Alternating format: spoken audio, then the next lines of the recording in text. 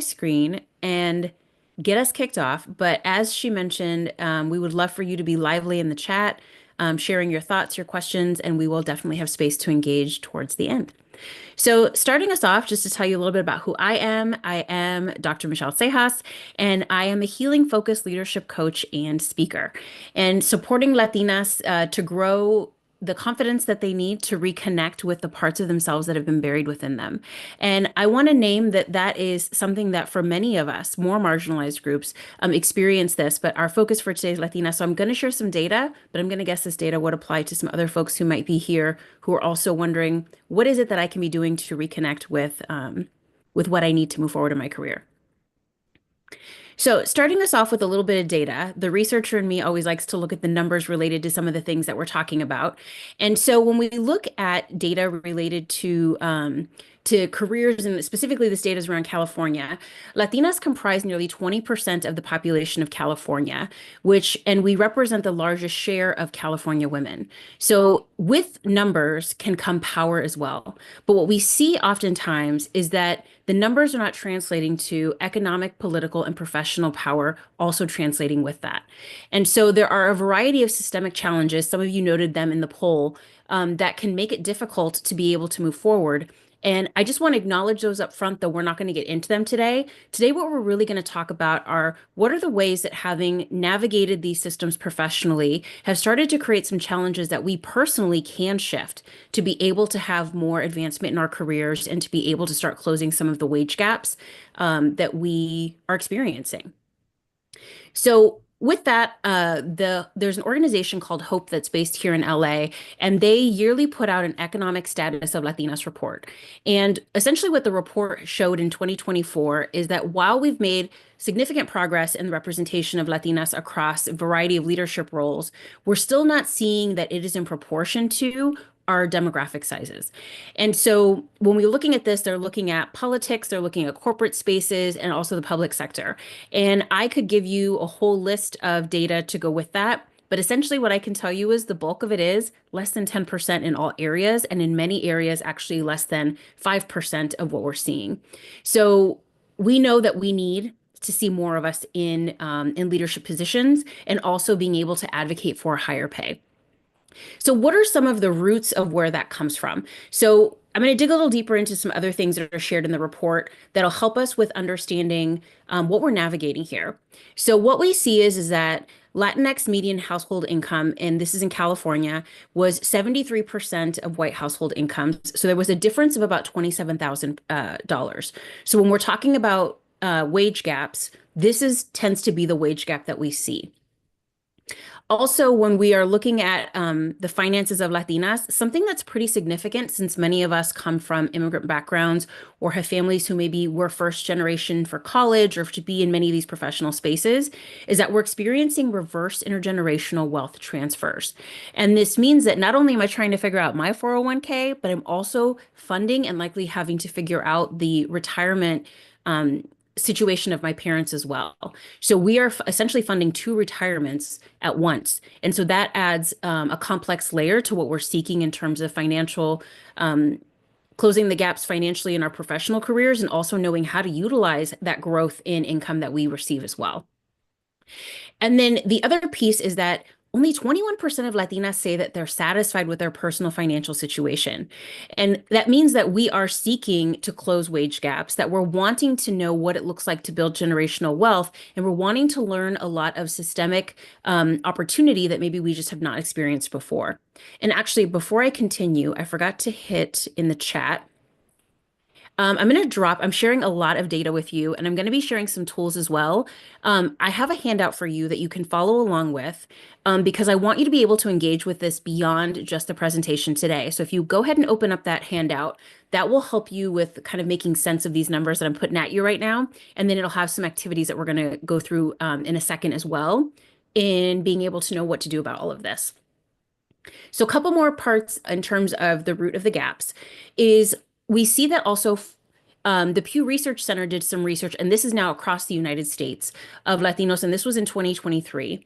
And when they were looking at gaps, what they saw is that 44% of us say that in the past 12 months, people have acted as if we were not smart. So that can mean we were sitting in a meeting and somebody was ignoring us. Maybe they were talking over us. Maybe somebody else took our idea and all of a sudden everybody thought it was great, but when we said it, nobody paid attention. So over time, if you continue to experience something like that, it's going to start to weigh on you and make you start to doubt, should I be considered for career advancement? Should I even be asking for more money? And so that definitely weighs on our advancement and some of the gaps that we see. 64% of us avoid talking about our feelings. And you may see that and say, but I just went to brunch on Sunday and hung out with my friends. But there's a big difference between hanging out and, chismeando or just chit-chatting about the things that are going on and actually getting deep into our feelings. So this is more, do I have space where I can talk about, you know what, I'm feeling very isolated at work. Or maybe I'm feeling really jealous because I'm seeing other people get advanced in their careers and it seems to be easier for them than it is for me. It could also be, you know what, I'm feeling really courageous because I spoke up in a meeting last week and it went well and I want to speak up more. Having deep conversations about our feelings and what we're experiencing in these leadership spaces is also what's going to help us to move forward because leadership can be very uncomfortable oftentimes. And part of being able to navigate that is being able to openly have conversations about our feelings and what we're truly navigating in these spaces. And so we need to be able to have more of us who are engaging in these conversations. And then another gap to note is that 84% of us are doing most of the cooking and the cleaning at home. That means that that's job number two, or maybe even job number three on top of what we're already doing. That's going to make it hard cognitively, just emotionally, physically, to be able to continue wanting to advance in our careers and applying for more leadership positions.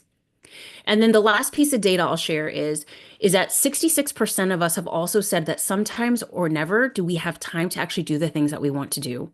So a lot of our lives are being sacrificed to what everybody else needs, what everybody else wants from us, and less likely to actually be us feeling as though we are fully in purpose in the work that we're doing at work or in the spaces that we have professionally to do things that actually wake us up and enliven us to the things that we really enjoy.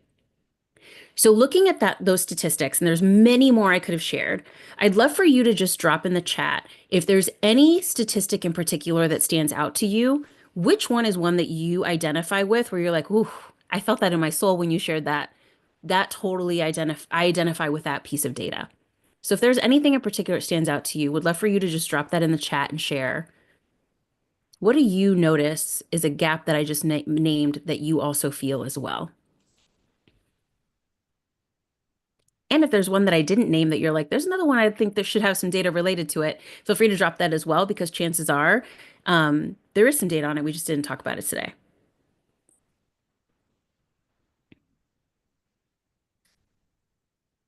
Yeah. Not talking about feelings can be one that if you really sit and ask yourself, when's the last time you truly got deep about that? Chances are there's going to be a gap there.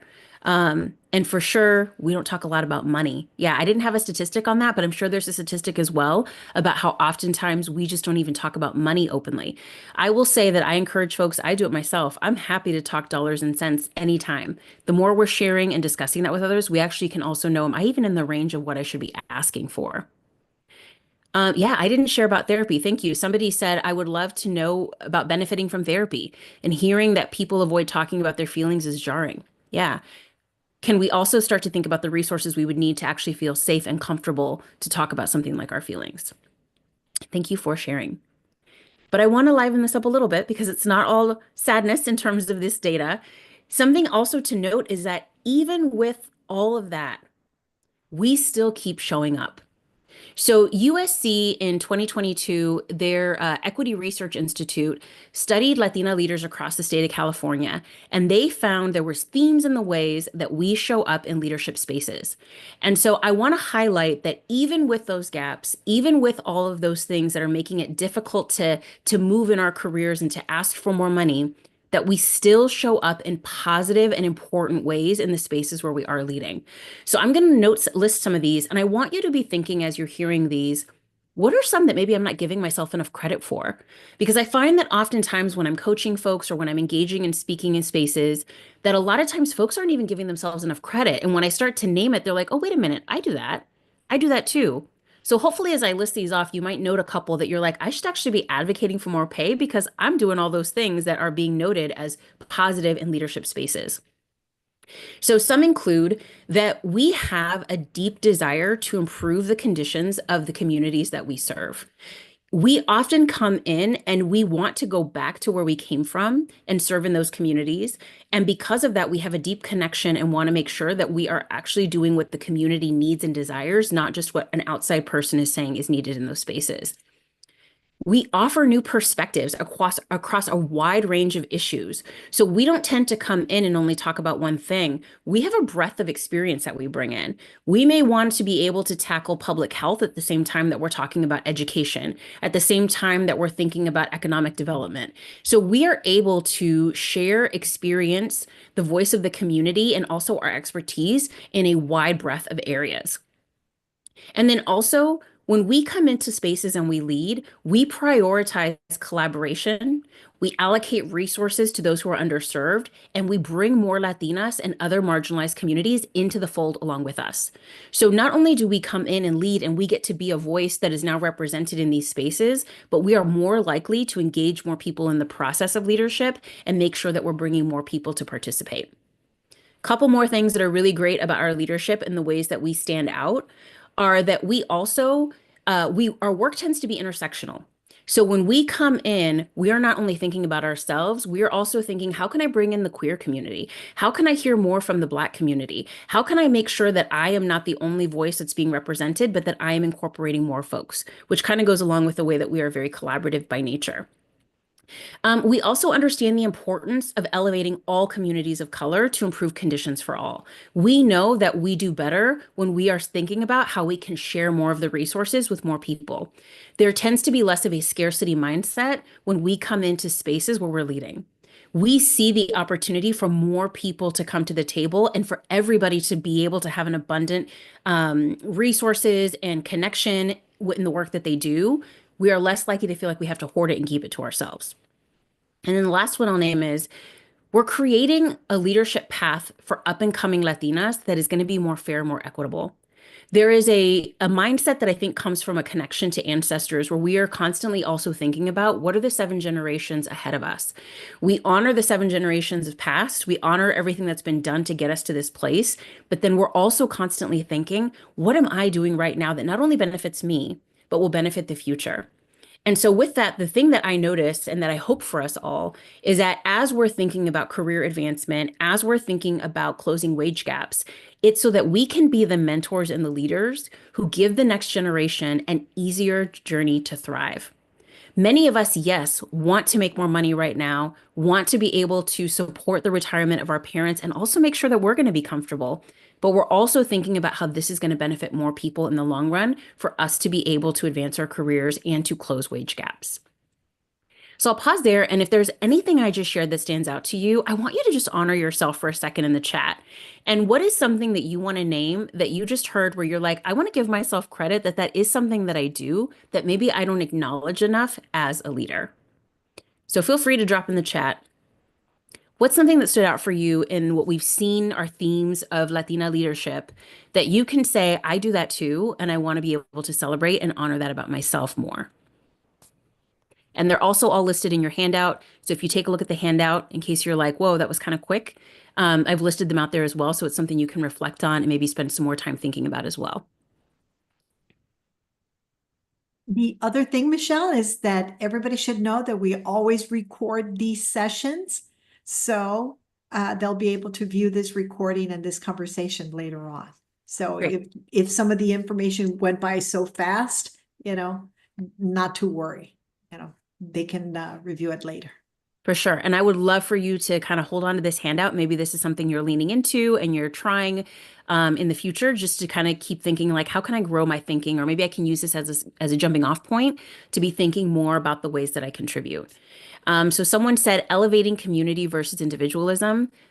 That is something that you should be highlighting when you're having your conversations with your supervisor, when you're looking at your reviews, when you're advocating for yourself in a new position. You should definitely be talking about all the ways that you've been able to bring more partnership or more balance to teams that you're on and things like that.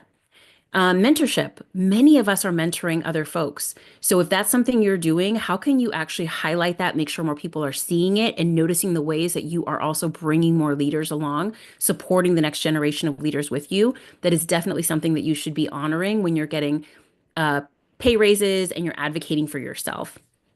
Holding the door open for others. Yes. All of those are things that I want to make sure that you highlight in your leadership that is special and different. And you should definitely be getting promoted with that and also getting more pay for that. So let's talk about some of the themes that I tend to notice. So I'm going to share with you today some themes that are going to help us to do two things. One is I want you to identify what is personally blocking your career advancement and causing your personal wage gap. And again, there are large systemic things at play, and I don't want to not honor that. But right now, I want you to focus on you and what are the things that I actually have the agency and the power to change. And I can make some small movement to actually be able to make a difference in my personal career. And then I'm going to have some space in the handout for us to do right now for you to also start to create a personalized action plan that's going to grow your self-trust and confidence to actually start improving your career conditions that you deserve. And conditions means the people, the work environments, the things that you come to realize are really what ultimately you're looking for. So, as a coach, there are a lot of things that I notice when I'm coaching my clients. And I'm going to share with you the four main themes that I notice come up when I am coaching folks as to where they're getting blocked, where they're getting stuck.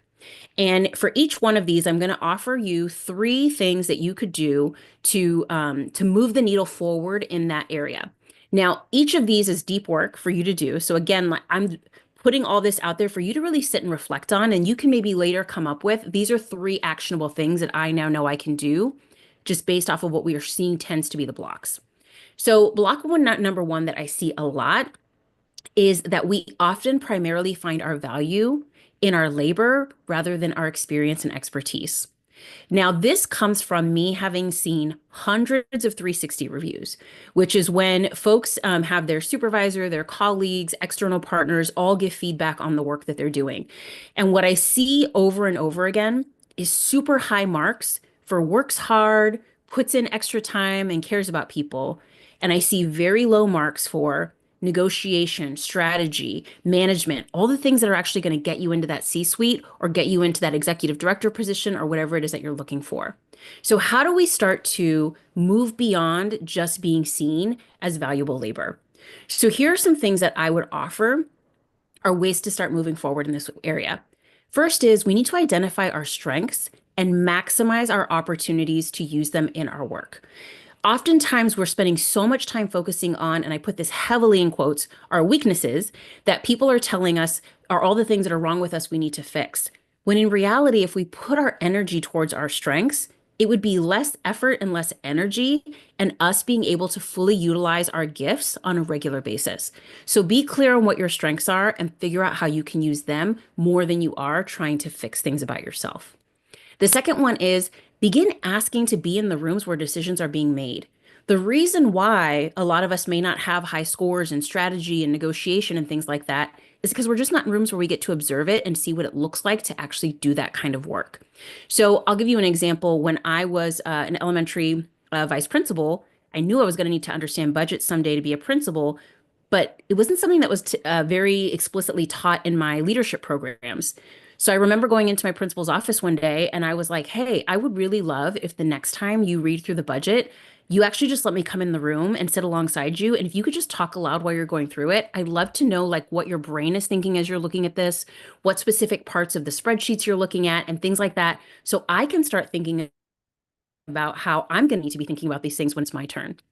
I asked to sit in strategic planning rooms. If there was strategic planning happening, I'd say, look, I'd love to just be a fly on the wall. Can I come with you and sit in the back and just kind of hear the type of conversation that's happening, how people are engaging, how the process works?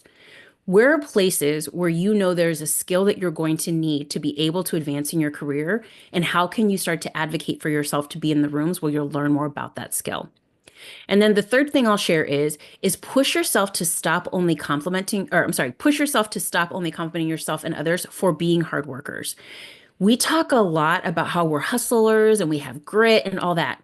True, we work hard, we put in the effort, but you're so much more than a hustler. You're so much more than your grit.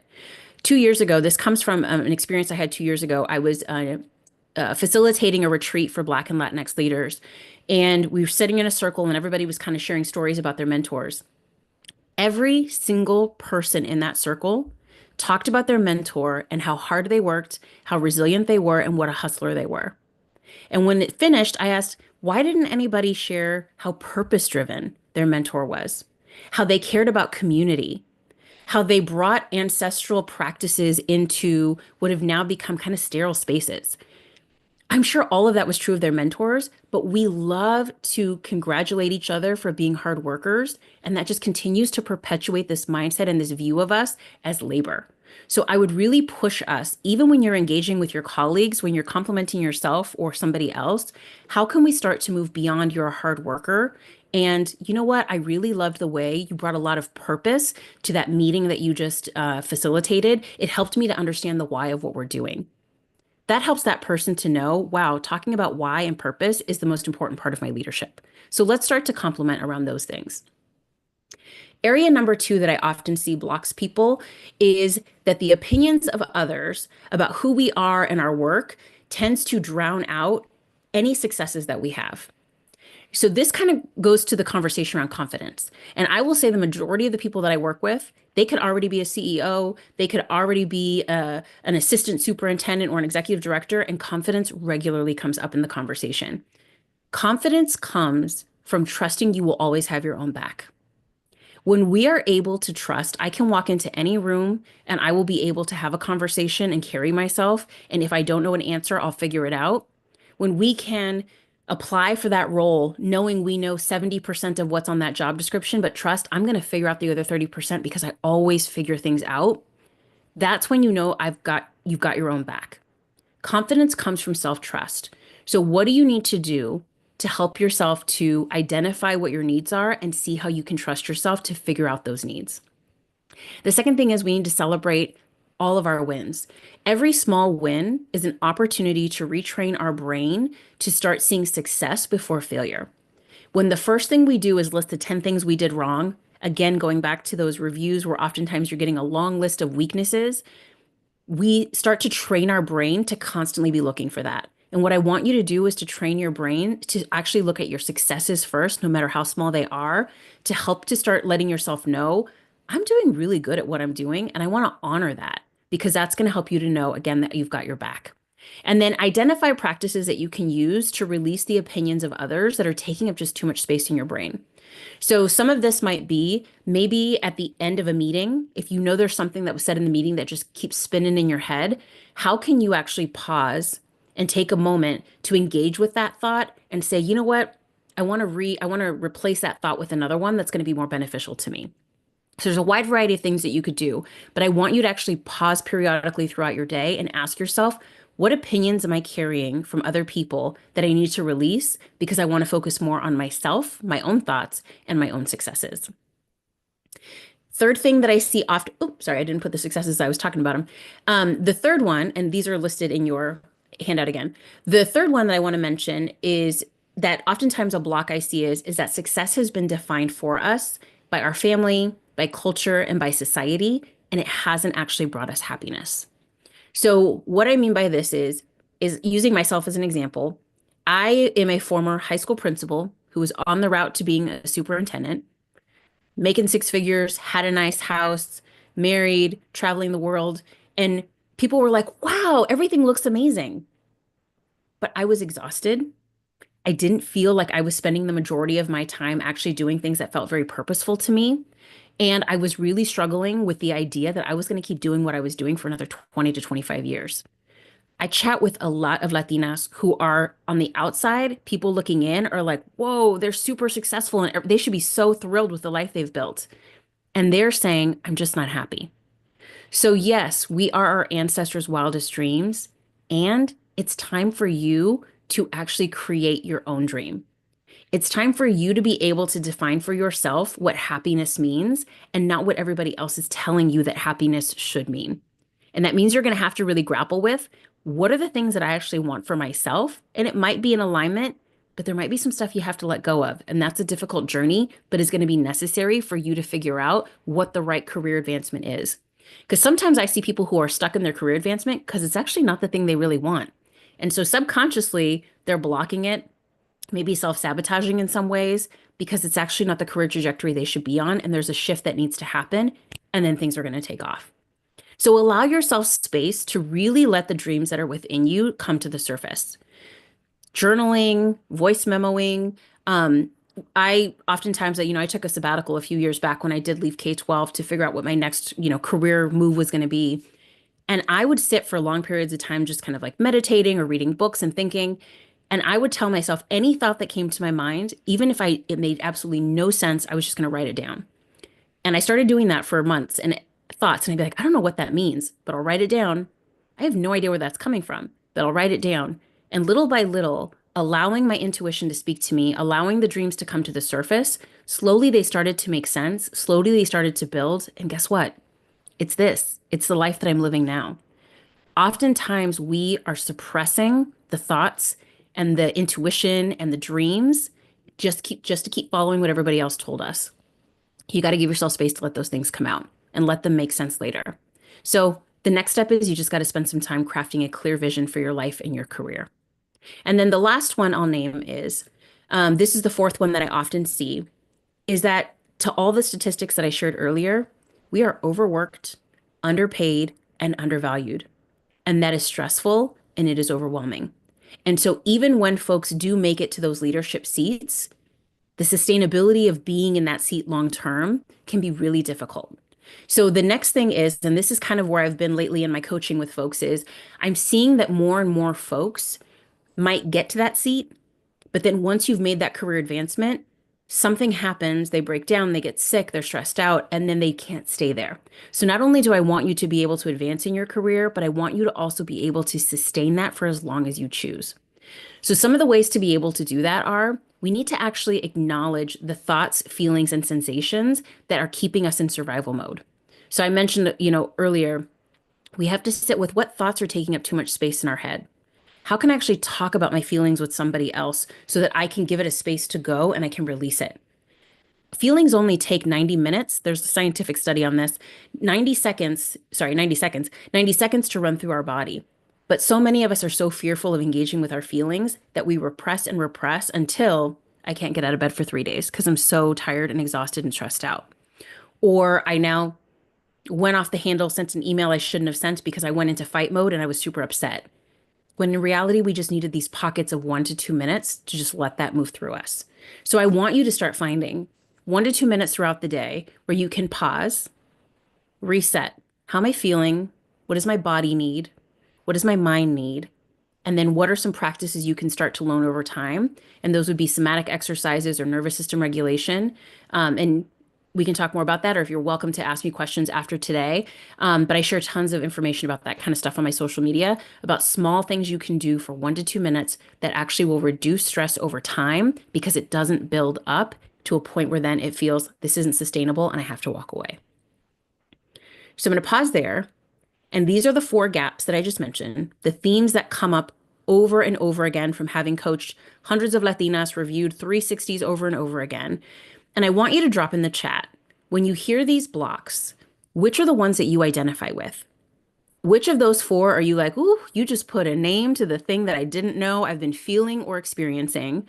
And let me know which of those, and it could be all four, that you're like, I think that's my gap. So which of these gaps do you identify with? Do you think represents part of what might be holding you back from the next step in your career or from asking for the next level of pay?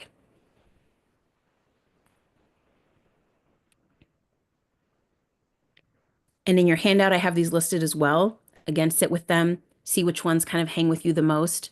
So I see number one, number one again, that's a pretty popular one. We are so used to being prided for being the hardest worker in the room. So we want to make sure that we actually stop doing that and acknowledge our strengths. Great. So next up, I want us to actually I want to leave you with an action plan for what you can do next after this. So this is an exercise I want you to do to start thinking about long term. So I want you to choose of those four an area that is blocking your career advancement. And then I want you to think about what is the long-term vision you have for that success in this area of your life.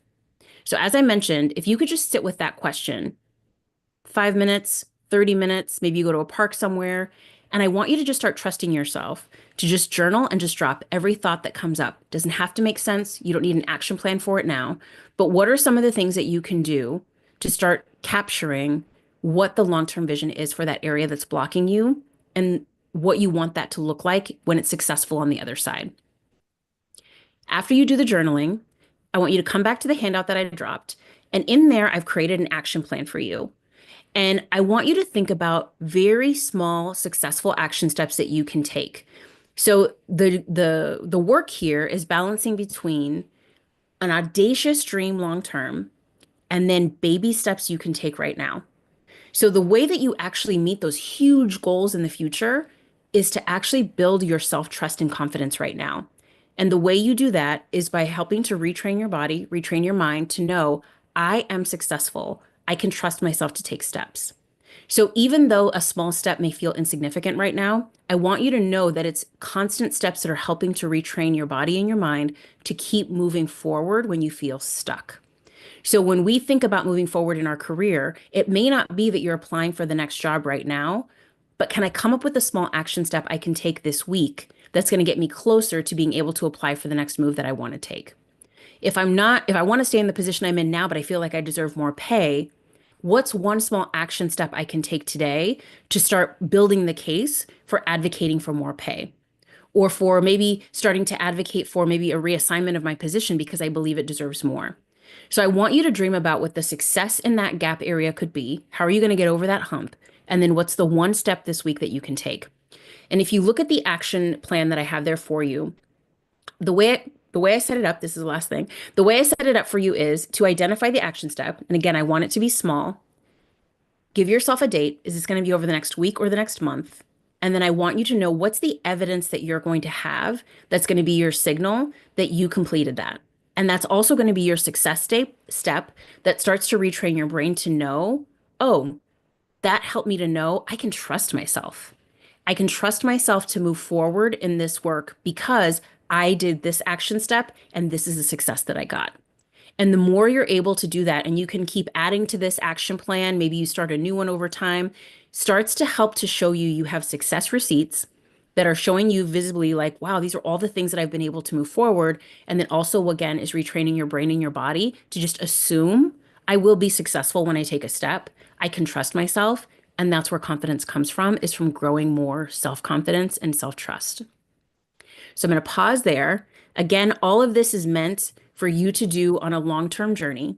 So please take these resources, knowing that you will be able to do this over the next few months and that it's going to be a journey and not necessarily a one and done.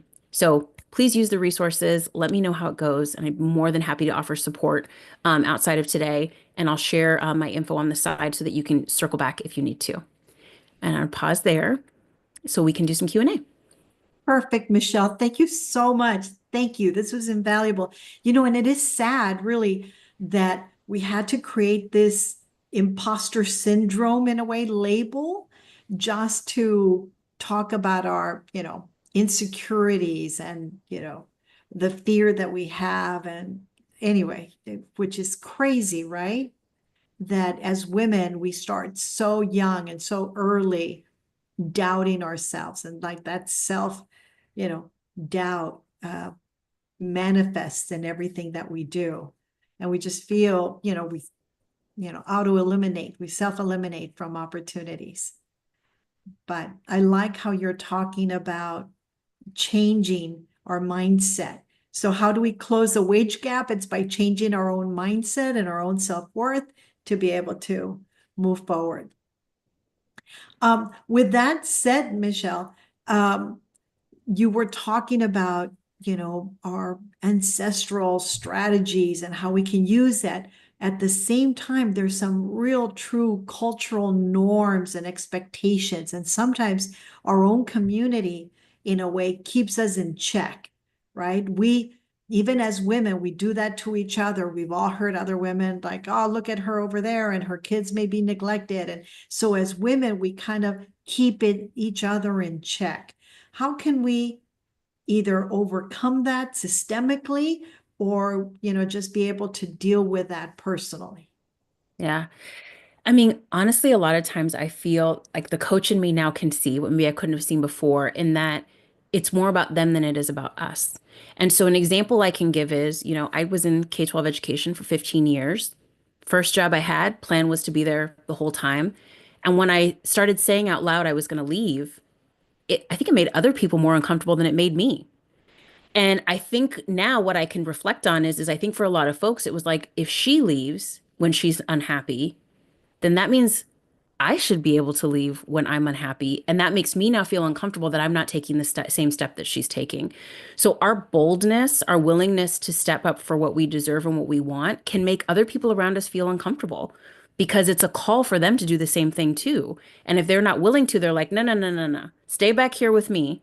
Because if you move forward, then I got to do the scary thing that I don't want to do and move forward too. So, I think part of it is, how do you figure out the folks around you who want you to win? Who are the folks around you who are doing the same things that you are trying to do? You want to start building a network of people who are going to stand alongside you and say, like, you can do this. When you are struggling with that confidence to make the move, they're going to be the person in your ear saying, no, you got this. And I'm going to help you to see who you are, because I want to see you make these steps forward.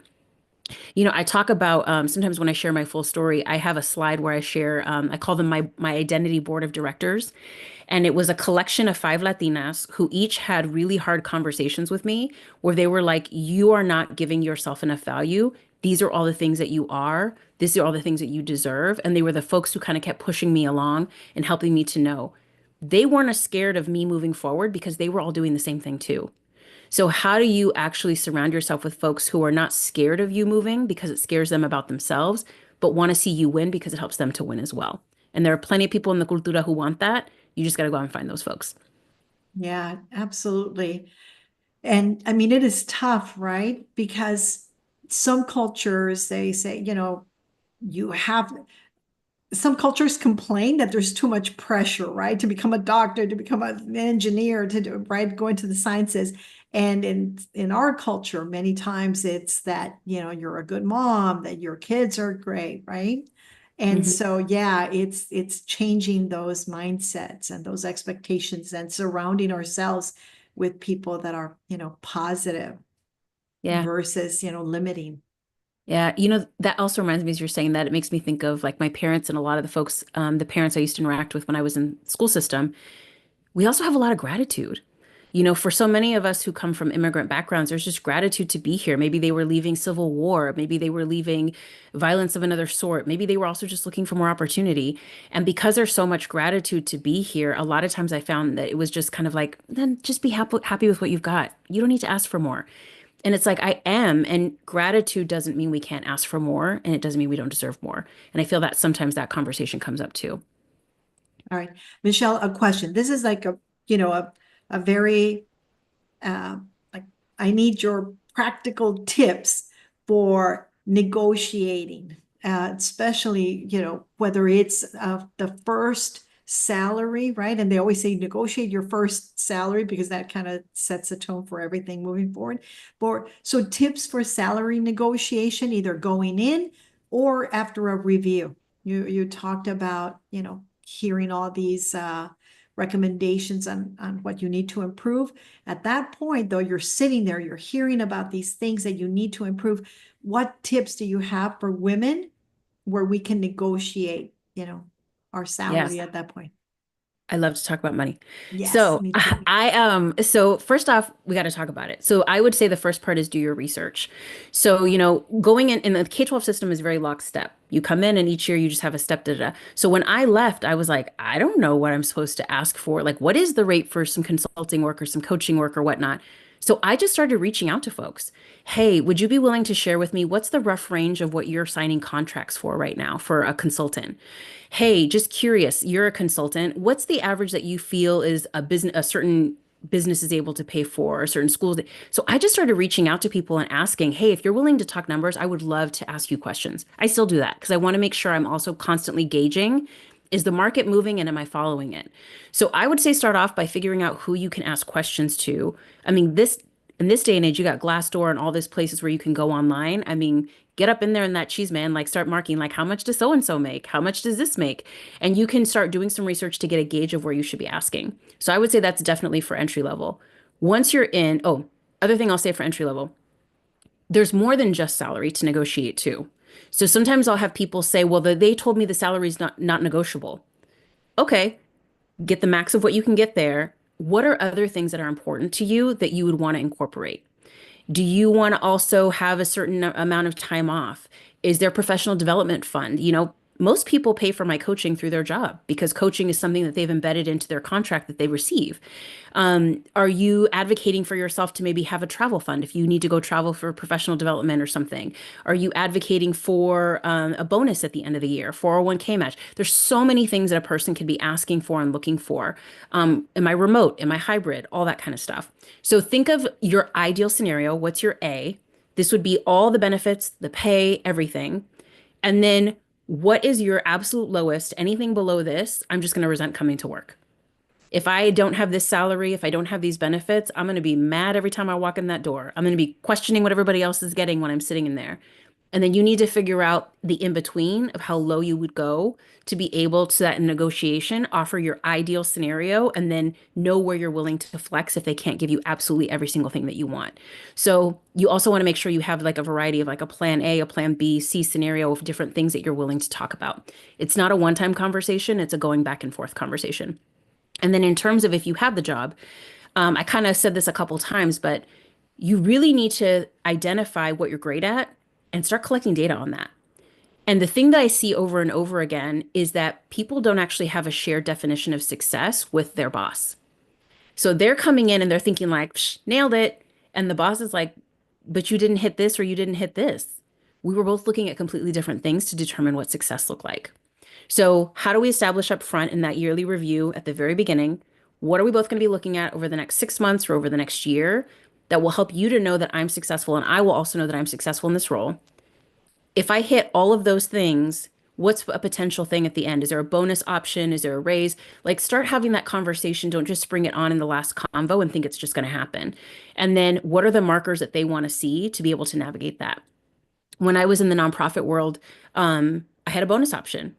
And it was very clear we would establish at the beginning of the year, these are all the things I'm going to be working on this year. And if I hit this, and this, I get this percentage as a bonus at the end of the year. If I don't hit this one, but I can still hit these two, this is what it could look like at the end of the year.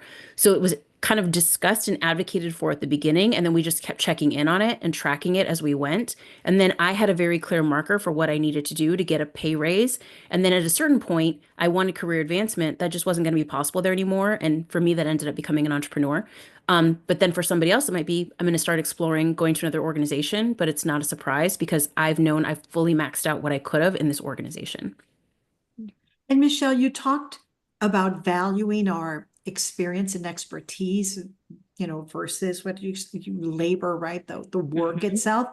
How can we quantify that in a negotiation? For example, if you're going in and they say, well, this is how much, this pays, or this is how much we offer you. How can, as women, we say, but I bring language skills, I have the existing contacts, so there's, right, zero downtime, I have, the project management, right? Something that demonstrates that it's a cost savings to them. How can we quantify that experience and expertise? Yeah. I mean, I think the first part is we can't expect other folks to value it if we don't value it ourselves. So if you sit down, and there's a variety of ways you can do this. I have different things. I have some you pay, some you can do for free. If you want to pay, you can get the Strengths Finder book. It's like $15. It's got a test in it. You can take the test and it'll give you like your top five strengths, and then it'll give you a list of what those things mean. You can source your people. I've reached out to former colleagues and just said, hey, when you think about working with me, what were some of the things that you always came to me for, or I was the first person top of mind for you when you knew you needed something? Huh, interesting. That might match what I thought my strengths were. It might show me some new strengths I hadn't thought of that people in my workspace are looking for. Sourcing friends, family. So there's a variety of ways where you can kind of help get a gauge on like, what are my strengths and how do I stand out in personal and professional spaces? Then from there, now how does that apply here? So for example, for me, I've done StrengthsFinder multiple times, so I'm clear on what those are. So I'm an activator, which means I'm a build the plane while it's flying kind of person. That's great for being a founding executive director, for being an entrepreneur, for being a high school principal, which are roles that I had. I now can identify, oh, being an activator means I'm a great person in a startup situation. I'm a great person in a transition phase for an organization or for a leader who's transitioning and needs support from a coach. That's a strength that now I've been able to name and I can highlight for people when they're looking for somebody who's got that kind of skill. Um, I've also been able to name that I am very competitive, which can be something that I overuse or can be something that's to somebody's advantage because I'm going to make sure we win. Whatever win, again, when we've defined success together, I'm going to help us to do that together. So when we figure out what our strengths are, what can we start to highlight that we've done in the past that we can share with other people? Now I can name when that I'm an activator, I can think of 5 examples of how that's been to the benefit of myself and to the organization. When I can say that I'm competitive, I can think of 5 things that I've done in the past where it benefited the organization, it benefited me, that my competitiveness helped us to move forward maybe faster or in a different way. So I want you to figure out what your strengths are, but then I want you to actually value them. Put something to them that helps you to know this was a good thing that I did. This is how I stand out. Not everybody does this. Because I can tell you, when I look at my strengths, execution is not high on the list. Strategy is not high on the Mhm. list. I offer something very different than somebody else who's the person that's really great at asking the really pivotal 10 questions that we need to talk about. That's what they should highlight about themselves, but this is what I highlight about me. And I feel like oftentimes people think I'm just another person and there's nothing different about what I do. No, list it out, value it so that you can start to name it for people if they can't on their own name what the value is. Perfect. We have a question, and the Okay. question is, how can I change my mindset when I've tried to advance my career but have only received rejection letters? This is going on close to a year. What can we do to keep motivated, or what should we change? What's your advice? Yeah. I mean, there's a number of things because I've talked to plenty of people who are like, I've sent out 100 applications. And what I've learned over time is sometimes people are sending out 100 applications for the thing that's actually not really what they want. It's what they're expected is next. So, an example I could give is I remember I had somebody who reached out to me and they had been applying for a bunch of education related field roles. It happened to be somebody that I'd engaged with, previously in the past. And I said, I find it interesting that you are adamant to stay in this field, but everything I see you put on social media is photography, creativity, more like marketing, like you have a branding eye. Have you ever considered that? And they were like, well, but that's not the next thing on this of what I was supposed, this is what I went to college for. I'm supposed to be doing this. And I'm like, but maybe you're kind of self-sabotaging or in some way your energy is not matching what you're putting out there because it's not actually what you really want. So I think sometimes people need to ask themselves, am I actually pursuing the field and the types of roles that actually are what would make me happy, or am I doing what I'm supposed to do? Because I've also interviewed tons of people and you can feel the energy in an interview when somebody really wants the job and when somebody is like, I just need a job. I want you to want the job that we are hiring for and be mission aligned with us, passionate about the work that we're doing, and that's gonna come across. So as much as you can you do your research to not be applying to every job, but the ones that are actually aligned with what you are really great at and what you want to do. And then along with that, I would say, I've also interviewed so many people who could not make the connection between their personal mission and strengths and their values to the mission and the values of the organization. The hiring people don't want to just have another person fill a seat. They want to have a person who's going to come in who cares as deeply about the work as we do. So, are you taking the time to make sure that you're clear again on what you're great at, what you care about the most, and what you're going to put value and a lot of energy and effort into? And then how do you translate that? Have you done your research by going on their website, making sure there's mission alignment, values alignment, so that all of that can come through your cover letter, your resume, your interview? Because I've experienced so many folks who are just going through the motions. And right now in this market, when you're up against hundreds and hundreds of people, the energy comes through even in that piece of paper, that cover letter. I can still tell if somebody actually wants to work for us or we're just another job. And so I would say clear that you're applying for the things that are a match for you. And then how does that come across because you've done your homework to make the connections for those hiring people that there's mission alignment, values alignment, and I care about this work just as much as you all care about it. Yeah. And when it comes to, you know, foot in the door, right? Uh, unfortunately, with many women, like I was saying earlier, we lack the connections that exist, right? Of people who tell you of opportunities, who, vouch for you internally, that sort of thing. So it's very important to be in those spaces and make those connections and Mhm. network and identify people who can, I mean, really, be able to give you some advice or speak up, on your behalf to make you Yep. stand out a little bit. Yeah. Actually, Patricia, that's a great point. Because a statistic I love to tell people too is 80% of roles are filled because somebody knew the person who applied for that role.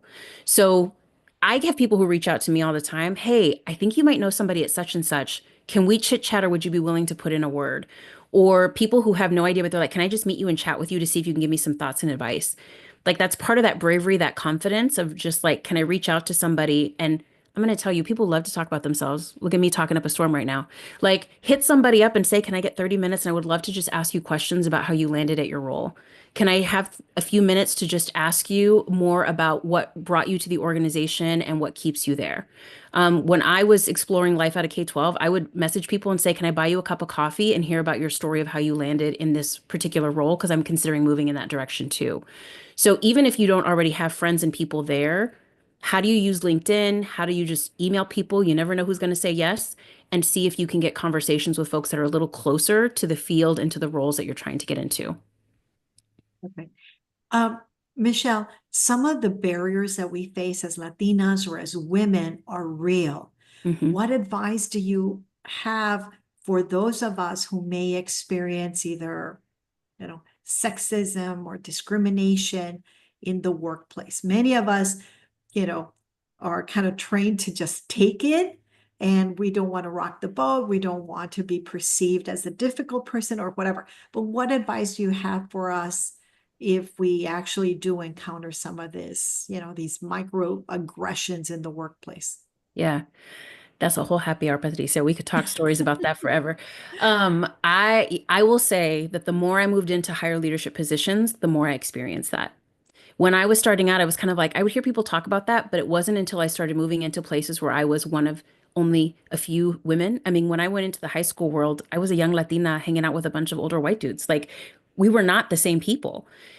And so those things, whether intentional or not, are going to start to show up. And so, we each have different ways of engaging with that. Personally, with the women that I come from, we're not going to not say anything. So for me, it was there'd be certain things where I would go into someone's office and be like, we need to talk about what happened because this is how it impacted me and it can't happen again. So I very much was of the go in and directly engage and have a conversation around it, because I don't want to have to continue to experience that thing, whatever it was. I was very fortunate that I had other women in leadership positions I could reach out to and just say, hey, love your advice. Can you give me some thoughts on how I can word this, how I can engage around this? Because I do need to say something and I'm not sure what to say. So, who can be the people that can be your safety net, so to speak, that are going to carry you maybe within the organization? They'll be like, I got you, say the thing, do what you need to do, and I've got your back. Or even if they're not within your organization, just people that you can call when you need to be like, I just need some thought partnership around how to navigate this right now. If you're a person who maybe isn't not quite as direct and going to like regularly have the conversation, or it can very much not feel safe depending on the seat that you're in, then I would say, what are the ways that you can set boundaries, whether it's explicit and verbal, or it's just something that you are just setting for yourself? I will not stay at that particular space and in that meeting beyond this amount of time. I will not volunteer for this particular thing because I don't want to be around that person. I will not, whatever the things are, but you need to figure out for yourself, what does safety feel like? Where are the places where I'm willing to kind of push that safety to kind of create different conditions for myself or other people? And where are the places where I can't? And also, how do you start looking for other places? I talk to so many women who assume that's just going to be what it is everywhere. And I constantly tell them, like, I'm not going to say it's going to be Yep. perfect somewhere else, but the conditions can be different. So also don't be scared to start exploring your other options if there truly is not a place for you to be able to vocalize what's happening to you, to be able to set boundaries or to make it safer for you. There always are other options. Again, get out there, talk to folks, and figure out where else you can go. But I would say it can go all the way from directly naming it and engaging with, that's not going to happen here, setting quiet personal boundaries and kind of exploring where you feel safe, or I just need to leave because I can't find a way to find safety here. Perfect. Thank you so much. Thank you. And really, for all your, sharing your professional expertise and all this guidance, I also want to tell people that AARP has resources, on financial resilience and a list of upcoming events. Just visit us online at aarp.org. Let's talk dinero. You'll also be able to watch the videos on demand and, all the topics that we talk about here. And, seriously, Michelle, just, thank you. Remember, aarp.org. Let's talk dinero. And, reminder that AARP is here for you to help you um, you know, with resources and events to help you choose how you live as you age. And I also want to let you know, and we're here talking about money. This is about dinero. Want to invite you to another session on part of the financial series called Piggy Bank Essentials, and that's taking place April 30th, where they will discuss workplace discrimination. So very appropriate to the topic at hand. And you can register by visiting aarp.org/local. So with that, Michelle, mil gracias. Thank you so much for information, that you presented, and thank all of you for joining us today. We'll see you next time y hasta pronto. Gracias a todos.